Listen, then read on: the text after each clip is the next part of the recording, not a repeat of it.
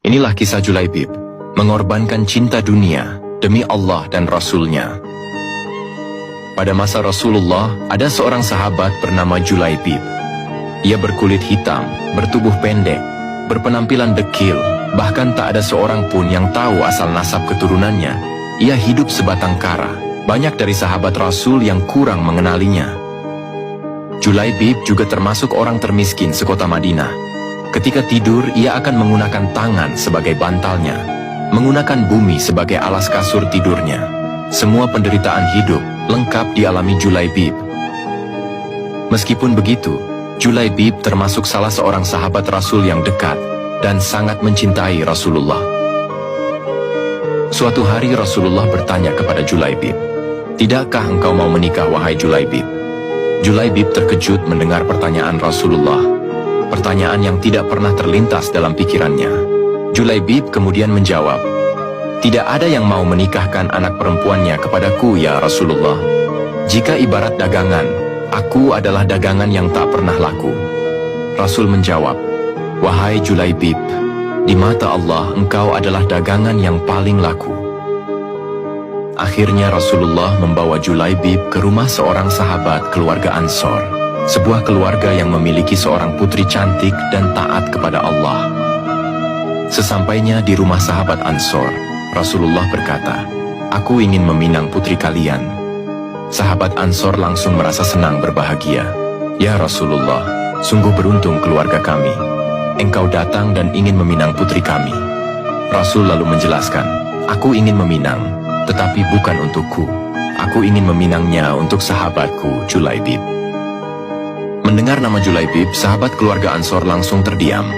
Istri sahabat Ansor kemudian berkata, "Ya Rasulullah, tidak akan pernah aku nikahkan putriku kepada Julaibib." Dari kamar, tiba-tiba putri keluarga Ansor keluar dan berkata, "Wahai ayah ibuku, apakah engkau akan menolak permintaan Rasulullah? Aku telah mendengar Rasulullah meminangku untuk Julaibib. Sungguh demi Allah, jika Rasulullah yang meminta, aku akan menerimanya." Ia lalu membaca Al-Quran surat Al-Ahzab ayat 36. Bismillahirrahmanirrahim. Tidaklah patut bagi laki-laki dan perempuan yang mukmin, apabila Allah dan Rasul-Nya telah menetapkan suatu ketetapan, akan ada bagi mereka pilihan yang lain tentang urusan mereka. Dan barang siapa mendurhakai Allah dan Rasul-Nya, maka sungguh dia telah tersesat dengan kesesatan yang nyata. Akhirnya Rasulullah menikahkan Julaibib dengan putri keluarga Ansor. Rasulullah SAW juga mendoakan mereka berdua dengan doa yang khusus. "Ya Allah, limpahkanlah kebaikan kepadanya dengan limpahan yang melimpah, dan jangan jadikan hidupnya penuh kesusahan." Tak lama setelah menikah, kota Madinah diserang oleh musuh. Rasulullah kemudian mengumumkan seluruh kaum muslimin untuk berjihad. Julaibib yang belum merasakan malam pertamanya, bersedia ikut bersama Rasulullah untuk berperang. Setelah usai peperangan, Rasulullah dan kaum muslimin mencari-cari pasukan yang berperang, siapa yang kembali dan siapa yang telah gugur. Rasulullah bertanya, "Apakah masih ada yang tertinggal? Apakah ada yang merasa kehilangan?"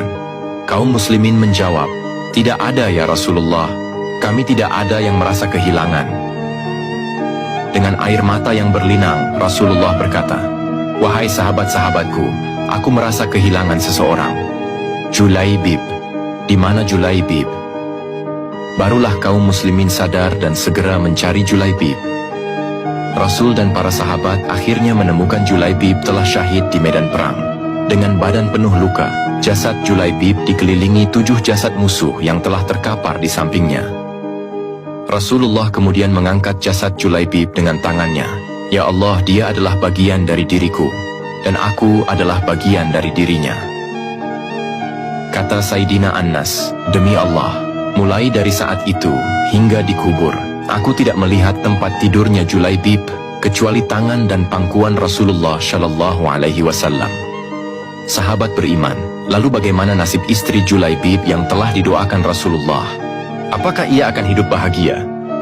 Jika kalian suka kelanjutan kisah ini, komen love ya. Terima kasih.